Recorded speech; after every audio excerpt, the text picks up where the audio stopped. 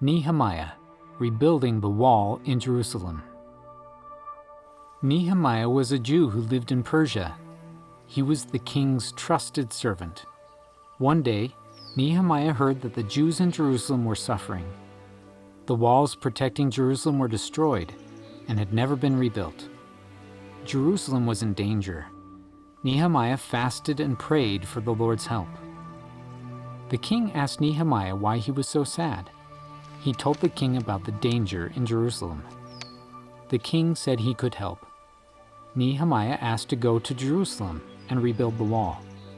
The king made Nehemiah a leader and gave him the supplies he needed.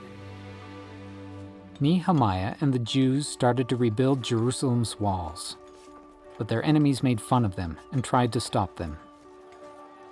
The enemies tried to trick Nehemiah into leaving the city, but Nehemiah would not leave.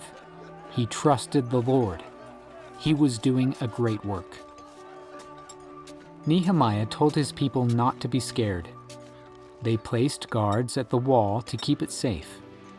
The Jews kept building the wall. The Lord gave the Jews strength, and they finished the wall in 52 days. Jerusalem was safe again.